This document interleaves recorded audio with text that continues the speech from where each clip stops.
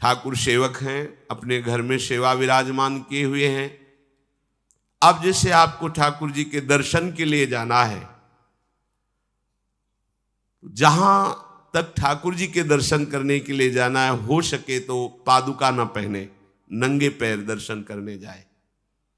यदि आप में ऐसी सामर्थ्य नहीं है किसी कारण से, तो सीढ़ियों में पादुका नहीं पहनना चाहिए। जहां से मंदिर की सीढ़ियां हैं, पादुका उतार कर माथा रखकर सीढ़ी में फिर चढ़ना चाहिए।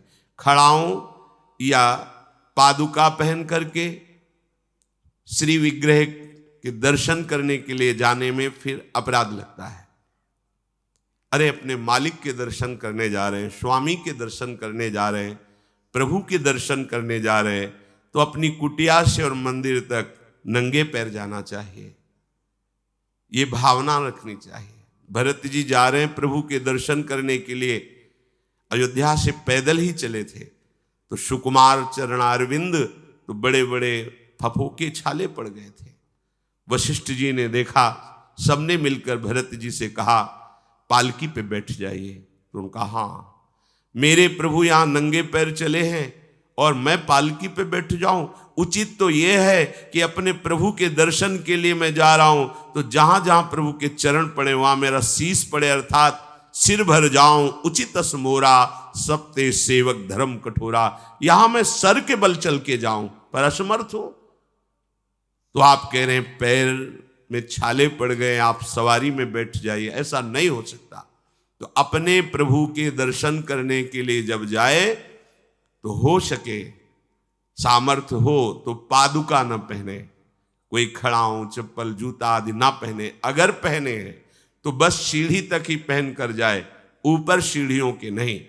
इतने सुकुमार मत बनो, ये आग में जलाया जाएगा शरीर, ये गाड़ दिया जाएगा शरीर, इससे ज्यादा प्यार ना करो। दूसरा,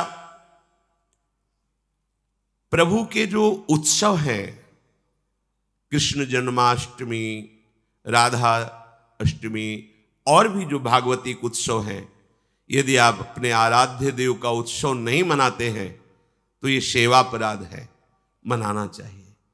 चार लोग मिल करके सुंदर फूलों से पत्रों से श्रृंगार करके प्रभु की जय घोष करनी चाहिए, प्रभु की कथा करनी चाहिए, आपस में बैठ करके भगवान के जन्म अवतार की, लीला अवतार की कथा कहे, नाम कीर्तन करे। अगर ऐसा नहीं करता तो ये अपराध है। तीसरा, प्रभु या गुरुदेव के सामने जाकर प्रणाम न करना, यह अपराध है। जय बार सामने जाए तय बार प्रणाम करे।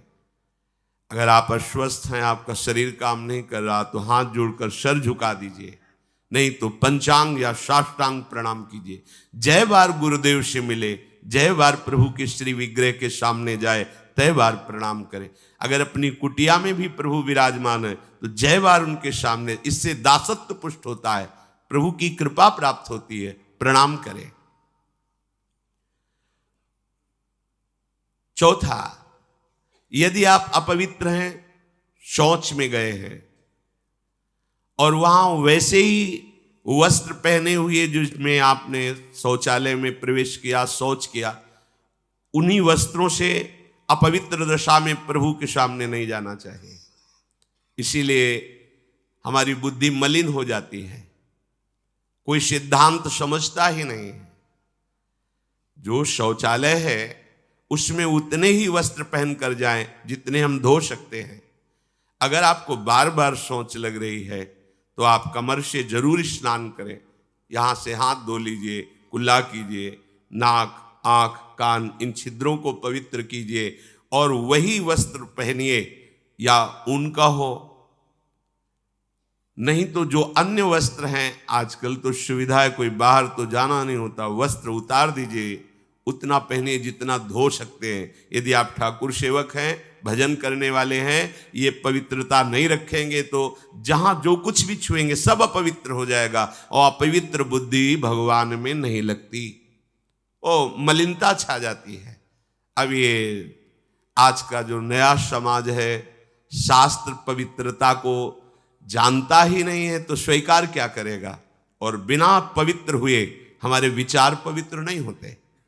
इसलिए कभी अपवित्र दशा में ठाकुर जी के सामने, श्री विग्रह के सामने जाना, सेवा सामग्रियों को छूना, ये अपराध माना गया है। प्रभु के सामने या गुरुदेव के सामने जाके ऐसे करना, एक हाथ से प्रणाम करना, ये सेवा अपराध माना गया है। दोनों हाथ भगवान ने दिए, दोनों को जोड़िए, दोनों को जोड़कर सर झुकाइए, इससे तुम्हें कृपा प्राप्त होती है प्रभु की। प्रभु की कृपा का क्या स्वरूप है? नाम में प्रेम होने लगे, जितेंद्रियता आने लगे, हृदय पवित्र होकर सबके सुख भावना में मगन होने लगे, ये प्रभु की कृपा। छठवां, जब हम प्रभु की परिक्रमा करते हैं तो परिक्रमा करते समय प्रभु के जब सामने आवे तो उनको प्रणाम करें। प्रणाम किया, फिर आगे। 4 परिक्रमा हमारे प्रियालाल की होती है। कभी सामने परिक्रमा नहीं करनी चाहिए, जैसे सामने खड़े ऐसे घूम जाते हैं सामने, नहीं, ऐसा नहीं। प्रभु के सामने ऐसे नहीं घूमना, वहीं खड़े खड़े घूम गए 4, ऐसा नहीं। प्रभु को दाहिने करके प्रदक्षिणा। अगर आप प्रभु को प्रणाम नहीं करते, परिक्रमा करते हुए या सामने घूमते, ये सेवा अपराध है। 7वां, प्रभु के सामने गए मंदिर में और आप पैर फैला के बैठे, सामने ऐसे पैर फैला लिए, ऐसे फैला के बैठे, ये अपराध है। अपने आराध्य देव के सामने, अपने गुरुदेव के सामने पैर फैला के नहीं बैठा जाता।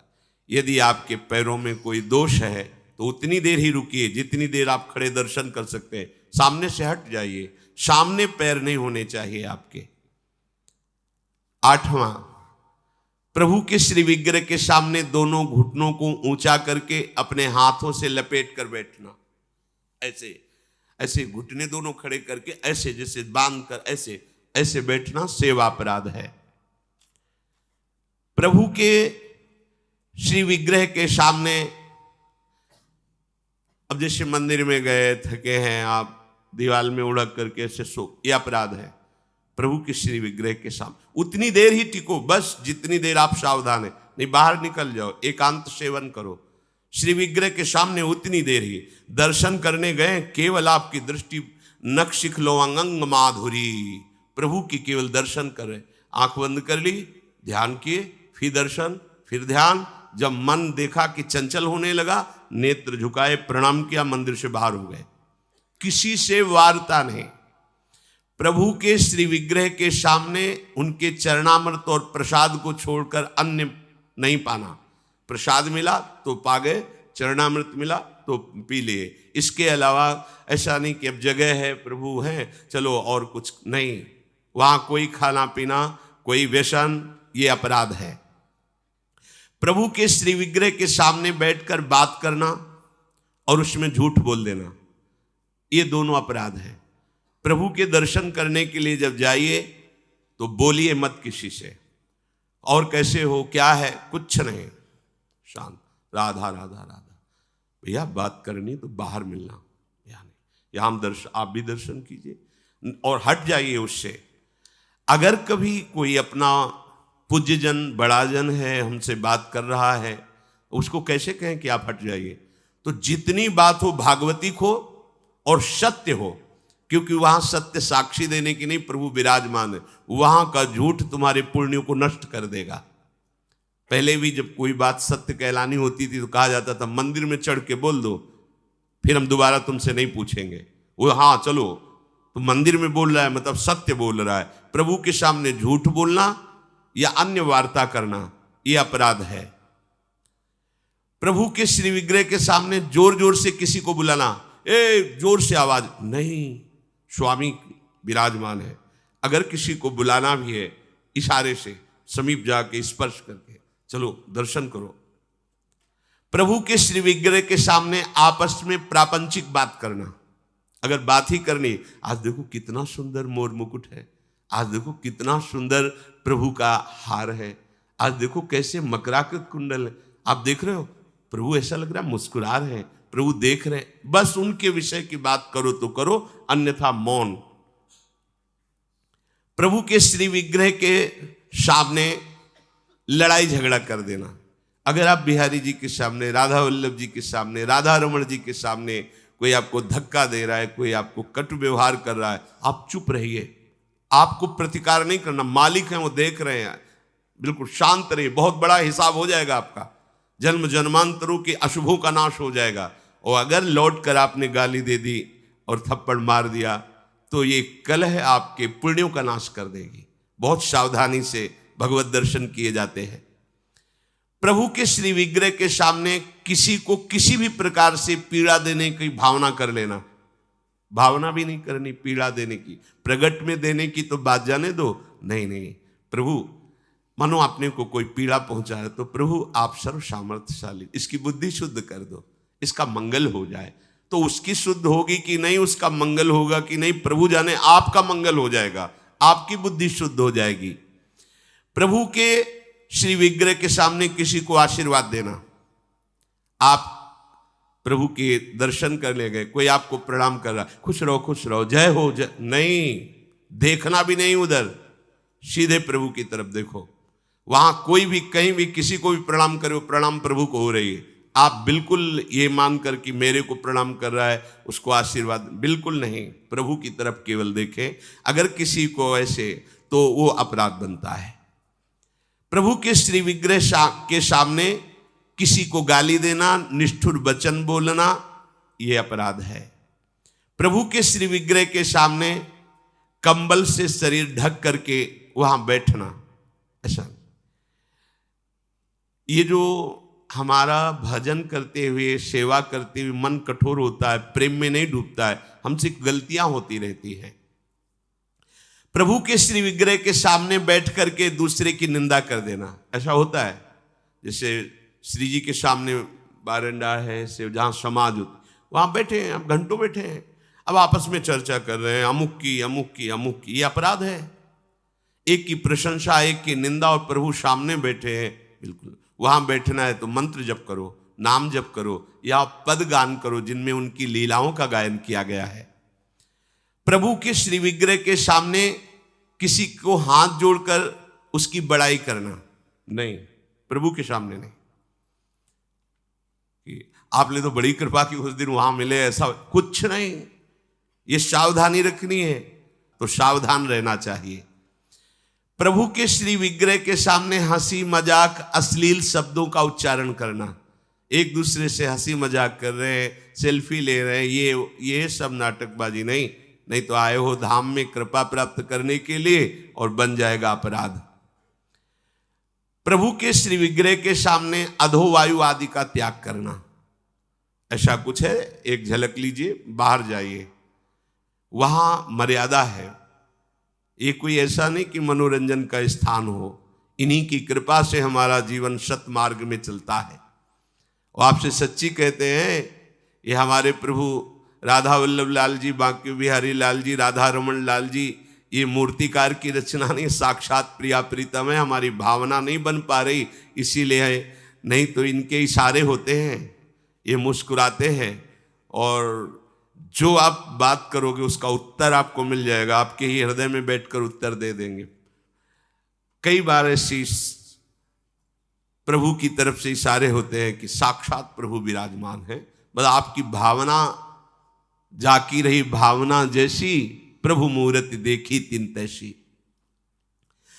और सेवा में आपके पास सामर्थ्य है पर आप साधारण चीजों से प्रभु की सेवा कर रहे हैं तो यह अपराध है।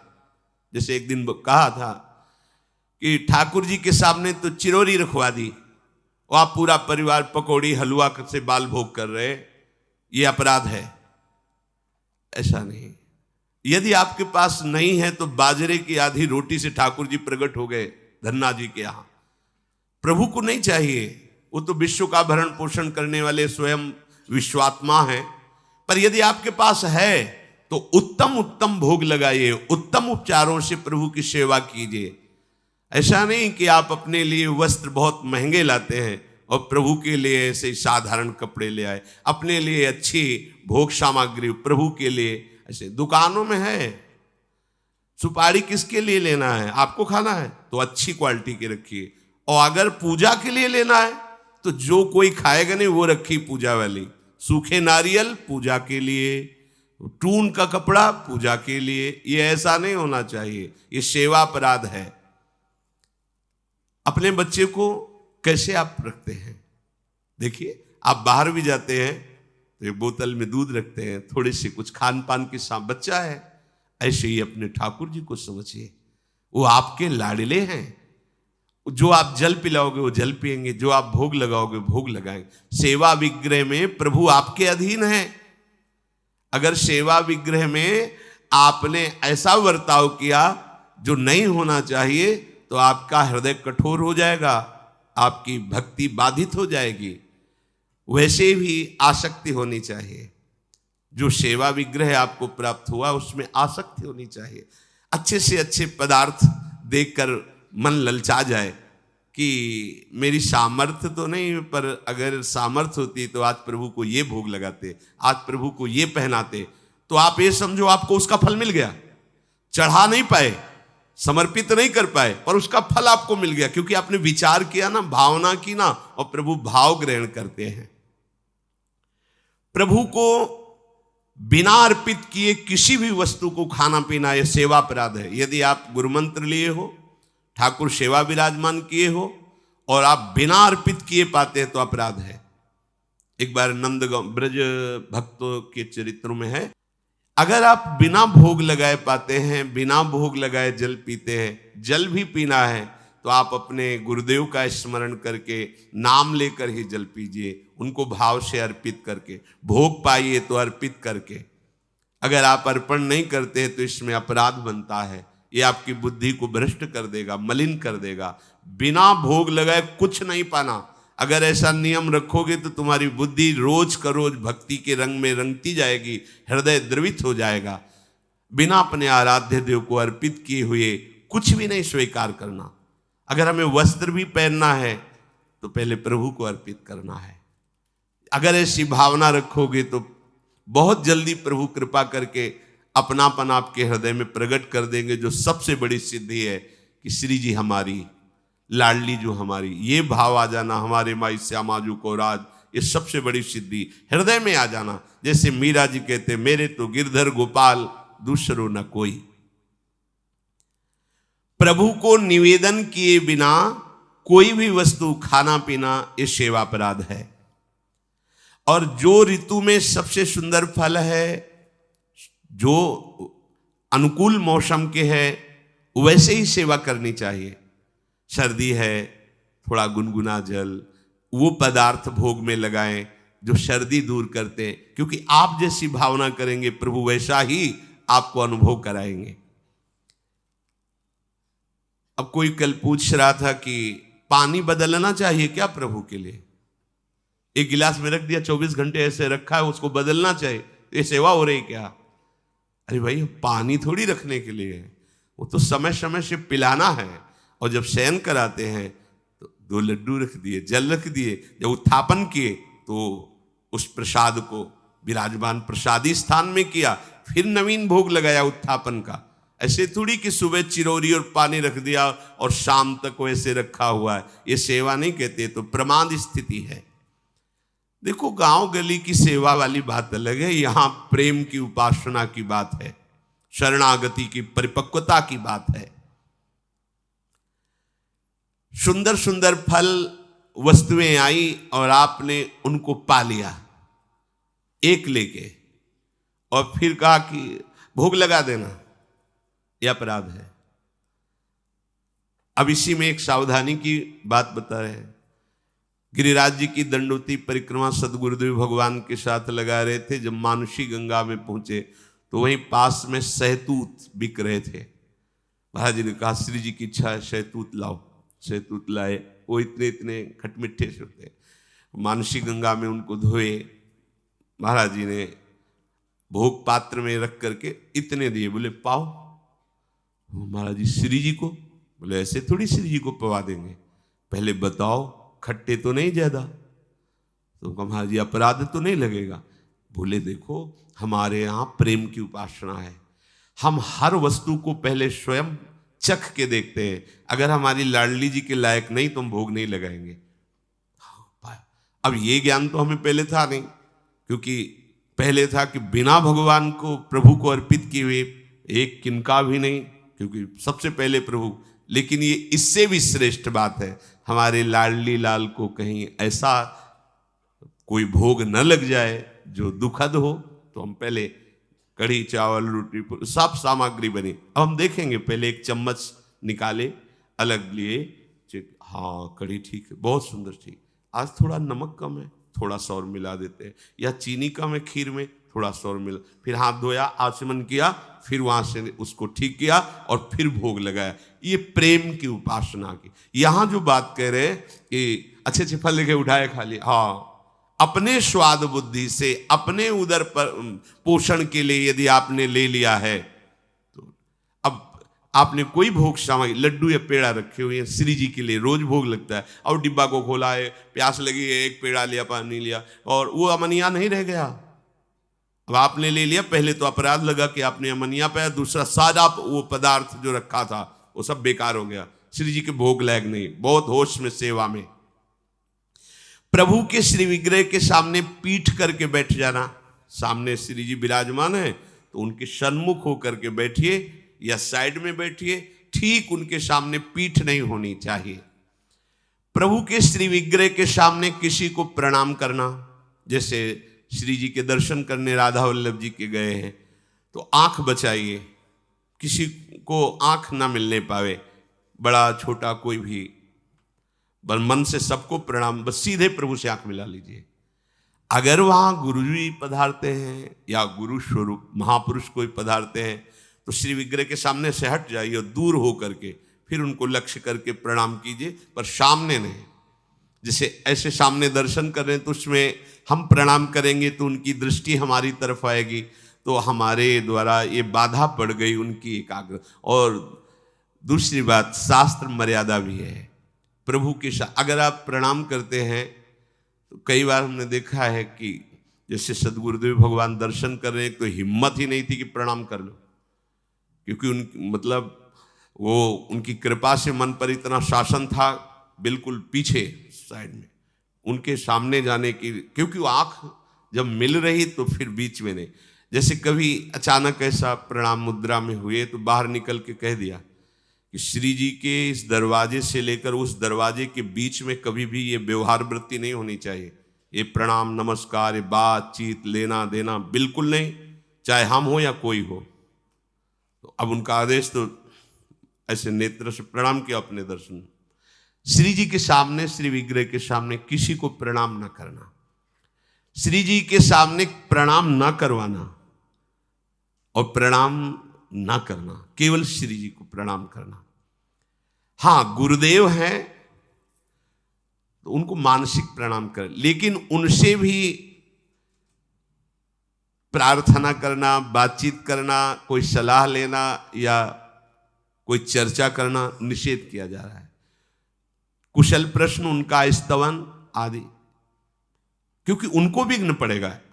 हमारी श्री जी में गुरुदेव में अंतर नहीं, लेकिन इस समय गुरुदेव की दृष्टि श्री जी में है। अगर हम जरा भी बातचीत की, प्रणाम कर रहे तो उनकी चित्तवृत्ति, उनकी दृष्टि हमारी तरफ आएगी, ये हमारे द्वारा अपराध बन गया।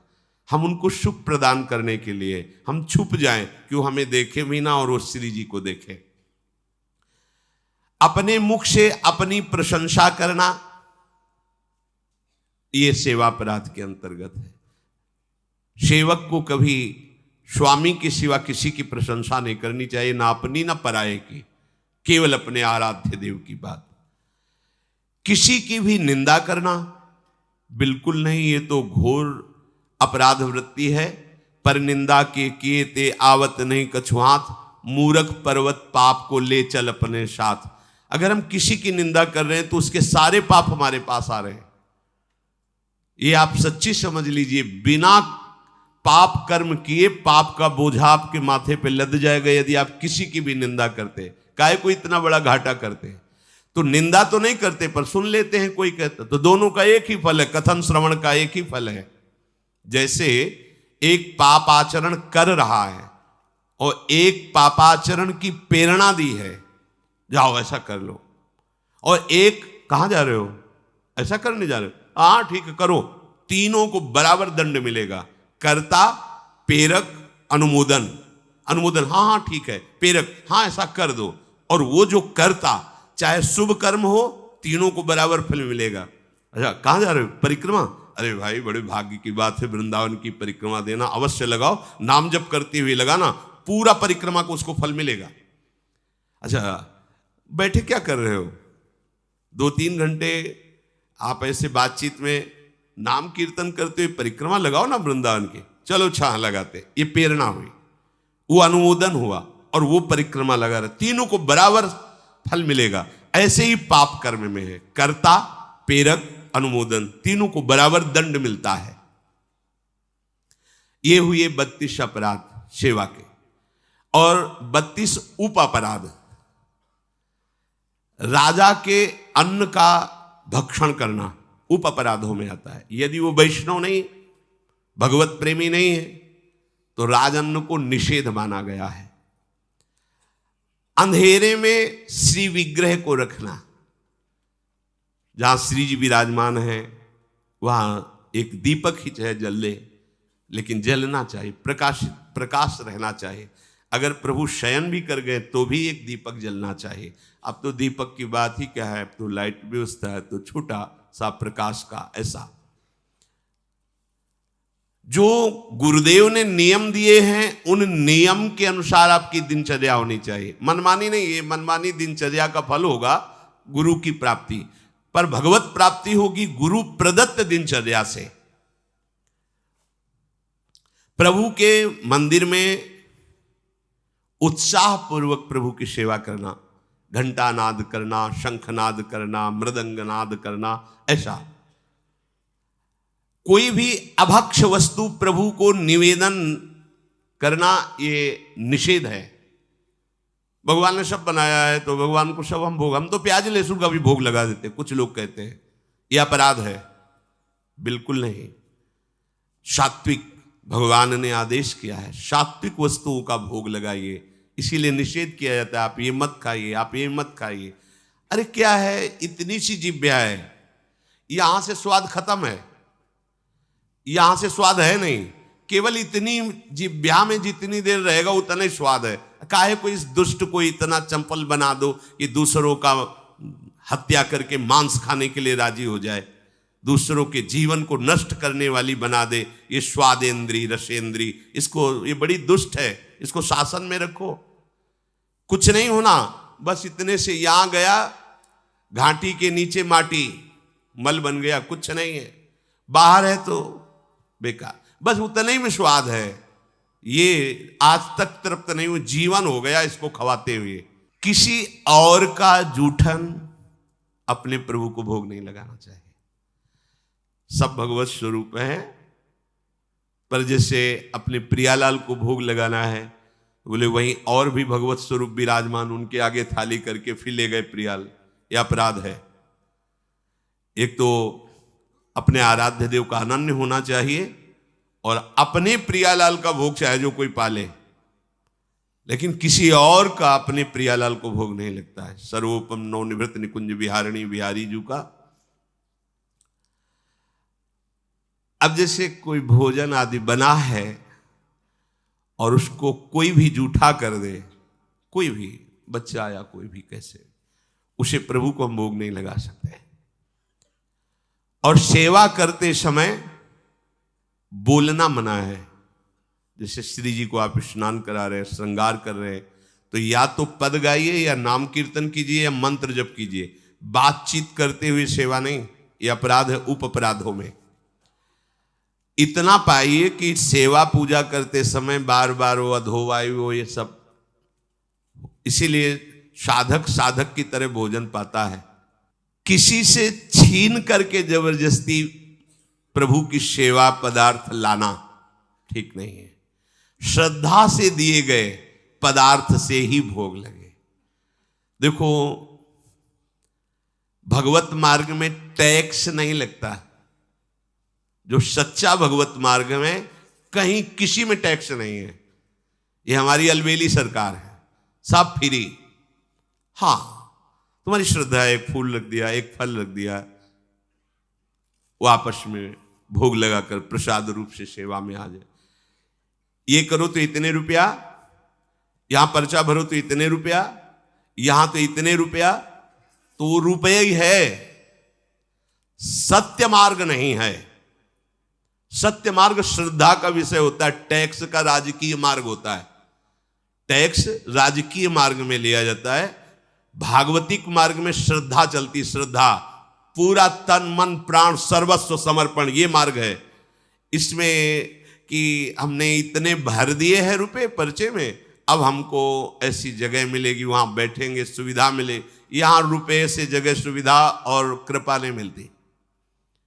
यहां मन देने से, प्राण समर्पित करने से, अभिमान समर्पित करने से हमारे हरि की कृपा की प्राप्ति होती है। तो किसी से जबरदस्ती, वो जबरदस्ती ही माना जाता है कि अगर तुम्हें अमुक तो फिर भरो इसमें, वो हमारे ठाकुर जी को स्वीकृत नहीं होता। हाँ, भाव से आया है तो देखो शबरी जी जूठे बेर प्रभु को अर्पित कर रहे हैं, वाह वाह करके पा रहे। जूठे का तात्पर्य यही हुआ कि पहले चेक किए कि इस पेड़ का बेर खट्टा तो नहीं है, फिर आचमन किया, फिर वो फल उतार कर प्रभु को पवा रही है। कोई भी पुष्प या गंध प्रभु को अर्पित करना है तो उसे पहले सूंघना नहीं, कि जैसे इत्र है तो खुद इतने सौरभ उसमें आ रहे कि आपको पता चल जाएगा कैसा है। अब उसको ऐसा नहीं कि हाँ ठीक है श्री जी को लगा, नहीं, वो सौरभ आ रहे, खुद पता चल रहा है। आपने पुष्प लिया, सूंघा, फिर वो श्री जी को वो अर्पित करने लायक नहीं है। निषिद्ध पुष्पों से प्रभु की पूजा ना की जाए, जो प्रभु को चढ़ाने के लिए निषेध किए गए हैं।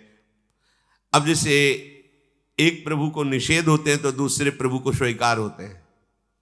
जैसे हमारी श्री जी को धतूरे का फूल नहीं चढ़ा सकते, लेकिन हमारे महादेव जी के माथे पे धतूरे का फूल चढ़ा सकते हैं। तो ये प्रवीणता गुरु जी से आती कि हमारे आराध्य देव को क्या पसंद है। प्रभु के सेवा कुंज में, सेवा में प्रवेश के लिए पूर्ण पवित्रता, वस्त्र पवित्र, ऐसे नहीं कि ऐसे उठे और ऐसे चल, नहीं, पूर्ण पवित्रता से जाइए। अगर कहीं आपने गृहस्थ धर्म का भोग किया है तो वो वस्त्र पूर्ण रूप से धुल करके पवित्र होकर के ही, उन स्थिति में कभी स्पर्श नहीं करना चाहिए घर के ठाकुर को भी। रजस्वला धर्म में माताएं बहनें होती, 3 दिन तक सेवा से अलग रहकर भजन साधन करें, भगवत चिंतन करें, लेकिन भगवत सेवा में कोई भी जो वस्तु आने वाली उसका स्पर्श न करें। जो अखंड ब्रह्मचारिणी है, वैराग्य भावना से युक्त है, तो उन्होंने अपने जीवन को ही प्रभु को दे दिया, गृहस्थ धर्म को स्वीकार नहीं किया, इसलिए परम पवित्र भगवत भावना में निरंतर सेवारत है। प्रभु को जो दीपक भी स्पर्श करना है उसको अपने प्रयोग में न लावे। प्रभु को कभी किसी शव के साथ यात्रा करना, स्पर्श करना, श्मशान में जाना, तो वस्त्र सहित स्नान करके ही अपने सेवा भवन में प्रवेश करना। अब यहां एक और रहस्य, यदि वो वैष्णव है, विरक्त संस्कार से युक्त है, तो इसके प्राण चले गए हैं, तो शरीर स्पर्श से आप पवित्र होंगे, ना कि स्नान करने की जरूरत है। लेकिन यदि वो गृहस्थ है तो फिर ये प्रक्रिया उसके साथ जाकर फिर लौटते समय वस्त्रों सहित स्नान करें। बिना पवित्र वस्त्र के, धोए वस्त्र के, जैसे रात्रि में आप शयन किए हैं, जो वस्त्र पहने हुए, उन्हीं से सेवा में नहीं जाना। रात्रि में शयन किए हुए वस्त्रों को धोया जाता है, प्रातः काल उठ करके उन वस्त्रों का त्याग करके नवीन वस्त्र धारण करके दिनचर्या की जाती है। इसीलिए रात्रि में उतने ही वस्त्र पहने जाते हैं जो सुबह प्रातः शौच आदि में जाकर धोए जाते हैं। गुस्से में भर करके किसी से आप गुस्सा हो गए और सेवा करने जा रहे हैं तो रुक जाइए, पहले गुस्सा शांत कीजिए। क्रोधावेश में अंदर मत जाइए सेवा में। लाडली लाल की सेवा करनी, पहले बाहर बैठिए, कोई पद उच्चारण कीजिए, नाम चिंतन कीजिए, अपनी गुस्सा को शांत कीजिए। कभी भी किसी तरह से किसी पशु का मांस, पक्षी का मांस या कोई नशे वाली वस्तुएं कभी भी सेवा भवन में प्रवेश ना होने पावे। जैसे कई गृहस्थ जन है कहते हैं कि हमारे यहाँ वो लोग नहीं मानते और रसोई ऐसी बनाते हैं मांस आदि की, तो मुझे क्या करना चाहिए? देखो, वो पात्र स्पर्श करने लायक भी नहीं है भगवत सेवक जनों के द्वारा, जो अपने सदगुरु की आज्ञा में रहते हैं, श्री जी की सेवा करते हैं। अब उनके लिए बड़ी समस्या है उस परिवार में, पर जैसे भी बने तैसे देखो, पर वो पात्रों में रांधा हुआ भोजन, जिनमें मांस रांधा गया है, वो कभी ठाकुर जी को या गुरुदेव को अर्पित करना अपराध माना गया है। कभी ऐसा ना करें। हमें तो लगता है उस रसोई में नहीं अमनिया होना चाहिए जिसमें ऐसे पदार्थ रांधे गए हैं। कोई भी उपासक ये गांजा, अफीम, ये नशा करके, कुछ लोगों को तो ऐसा भ्रम हो गया है कि बहुत ध्यान लगता है नशा करके। शराब पिए नाली में पड़े हैं, लघु शंका कर रहे हैं, बादशाह है। अगर कृपा हुई तो कुत्ता भी ऊपर लघु शंका कर रहा है, उनको लग रहा है मानो मेघ जो है अमृत वर्षा कर रहे हैं। हाँ, नशे में, वो तो दृश्य है, वो तो देखने को मिलते हैं, कोई ये अलौकिक बात थोड़ी है। नशा लिया, आपके सारे यंत्र मूर्छावस्था को, शिथिलता को प्राप्त हो रहे हैं। बोले बड़ा आनंद आता है भजन में आनंद आता है। भजन में तो आनंद तब आता है जब सावधान और चेतना युक्त होकर मन से लड़ करके प्रभु में चित्त को जोड़ो, तब आनंद की प्राप्ति हो। कोई भी नशा भगवत प्राप्ति करा देता तो शास्त्रों में लिखा होता कहीं नहीं, सब जगह महापुरुषों ने निषेध किया। कुछ सिद्ध पुरुषों में ऐसी लीलाएं होती हैं, पर उनकी हम होड़ थोड़ी कर सकते हैं। एक महापुरुष थे जो 10 ग्राम संखिया जहर रोज पाते थे। 10 ग्राम, अगर 2-4 बीज संखिया जहर के पालो तो मर जाओगे। तो उड़िया बाबा को विश्वास नहीं हुआ, तो जहां सुना वहां गए, उनसे कहा महाराज आप 10 ग्राम संखिया जहर पाते हैं? बोले रोज। बोले 4 बजे पाते हैं? तो बोले हम रुकेंगे आपके पास, देखेंगे। 4 बजे सिलबट्टा में रखा, इतने बीज 10 ग्राम में चढ़े होंगे। और बाबा ने देखा कि बोले इतने में तो 150 लोग मर जाएंगे। और बांटा और धो करके सिलबट्टा अपने खप्पर में डाला और पी गए। बाबा ने कहा हमको इसका रहस्य बताओ कि जहर आप पर प्रभाव क्यों नहीं करता? तो बोले आज से थोड़ी खा रहे हैं, हमने बचपन से अभ्यास किया था, एक बीज लेके घसा और चाट लिया। वो एक बीज का अभ्यास करते करते आज 1 तोला 10 ग्राम जहर पचा लेता हूं। ये संतों की लीलाएं होती, कई ऐसे महापुरुष होते हैं जिनमें बातें देखी जाती है, पर वो बात साधक को नहीं स्वीकार करनी। वो सिद्धावस्था को प्राप्त महापुरुष क्या लीला करते हैं। अभी कल के सत्संग में था, उपनिषद में आचार्य गुरुदेव अपने शिष्य से कहते हैं जो मेरे आचरण शास्त्र से प्रमाणित हो वही आचरण करना, सब मेरे आचरण अनुकरण मत करना। भगवान शंकर जगत गुरु हैं, हलाहल विष पान किया, गले में रोक लिया, हम एक घूंट पानी नहीं रोक सकते, एक बूंद घाटी द्वार में चला जाता है तो खोक खोक करने लगते हैं। समुद्र मंथन के द्वारा निकला हुआ हलाहल विष भगवान गले में रोक गए। शरीर में तेल आदि लगा करके भगवान की सेवा में जाना निषेध किया गया है। तेल लगाने का ऐसा स्वरूप है कि नहाने के पहले आप लगा सकते हो, नहाने के बाद रज लगाओ वृंदावन की, तिलक लगाओ और फिर श्री जी की सेवा में जाओ। तो इन अपराधों से मुक्त होकर के हमारी सेवा भावना पुष्ट होती है।